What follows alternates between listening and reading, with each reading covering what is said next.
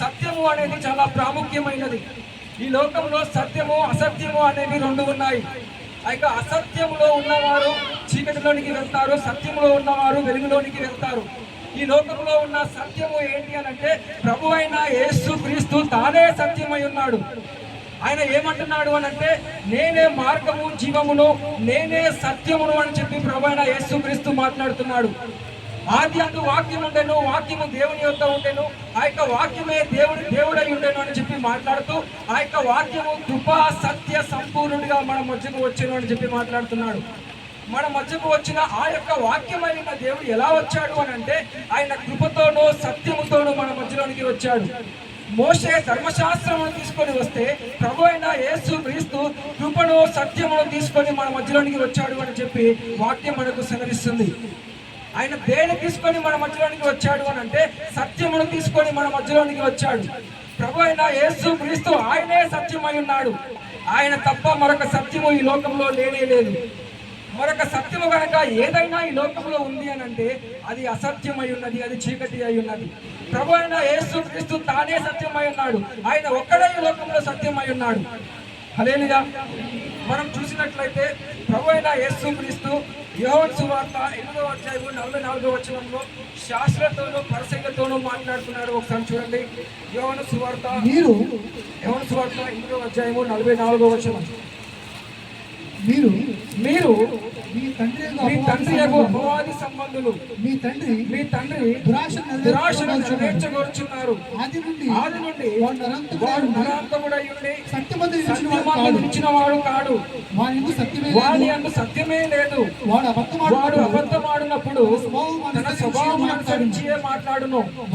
వాడు అబద్ధికుడును అబద్ధమునకు జనకుడునై ఉన్నాడు.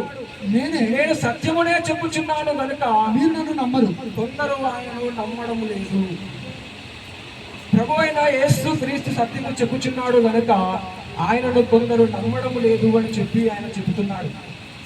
కొందరు దేని నమ్ముచున్నారు అని అంటే ఈ లోకంలో అబద్ధమునకు జనకుడును తండ్రినై ఉన్న ఆ యొక్క సాతాను మాటలను కొందరు నమ్ముతున్నారు.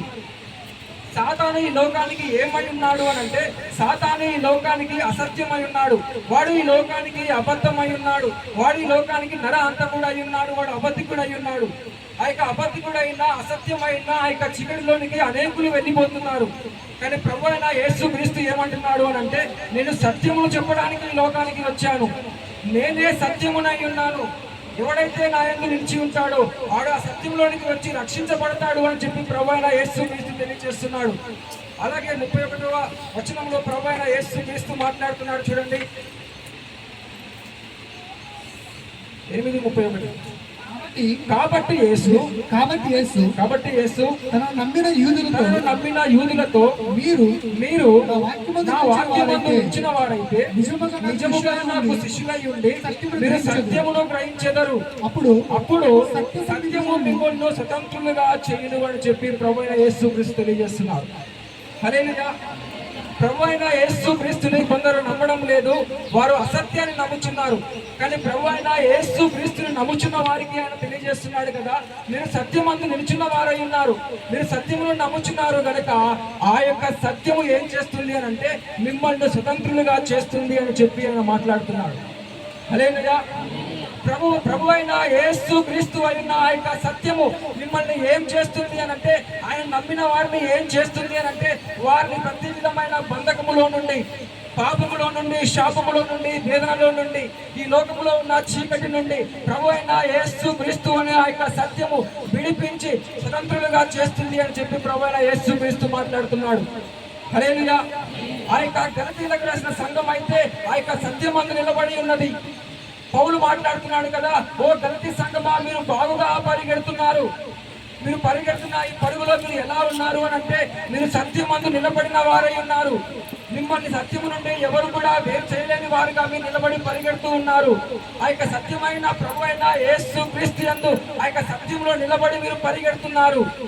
ఆ యొక్క సత్యమందు నిలబడి మనం పరిగెత్తాలి అని చెప్పి పౌలు మనతో మాట్లాడుతున్నాడు. హల్లెలూయా. ఈ కాలంలో ఉన్న సంఘానికి కూడా ప్రభు అయిన యేసు క్రీస్తు చేస్తున్న మాట ఏమిటి అని అంటే రాబోయే రోజుల్లో అబద్ధ ప్రవక్తలు వస్తారు, సత్యము నుంచి అసత్యములోనికి వారు మిమ్మల్ని తొలగింపచేస్తారు. ఈ లోకంలో మాయలు చేసేవారు అనేకులు ఈ లోకంలోనికి వస్తారు. ఈ లోకంలో అనేకులు మిమ్మల్ని మోసపరుస్తారు. ఒకడు కర్చీఫ్లు అమ్ముతాడు, ఒకడు ఆయిల్ డబ్బాలు అమ్ముతాడు, ఒకడు సాపలు అమ్ముతాడు, ఒకడు సీడీలు అమ్ముతాడు, ఒకడు పరిశుద్ధాత్మ పేరు చెప్పి మిమ్మల్ని మోసపరుస్తారు, ఒకరు ప్రవచనాలు చెబుతారు, ఒకరు టచ్ అంటారు. ఈ విధంగా అనేకులు అసత్యం మంది నిలబడి మిమ్మల్ని మోసపరిచే వారై ఉన్నారు. వారందరూ కూడా అబద్ధం ఆడుతున్నారు. అబద్ధమునకు జనకుడైన సాతాను వెంబడించే వారై ఉన్నారు. కానీ మీరు మాత్రం సత్యం మందు నిలబడి ఉండి, ప్రభు అయిన యేసు క్రీస్తు యందు మీరు నిలబడి ఉండి, ఆ యొక్క సత్యంలో మీరు బాగుగా పరిగెత్తండి అని చెప్పి ఈ లోకంలో ఉన్న సంఘానికి కూడా ప్రభు అయిన యేసు క్రీస్తు మనందరికీ తెలియజేస్తున్నాడు. హల్లెలూయా.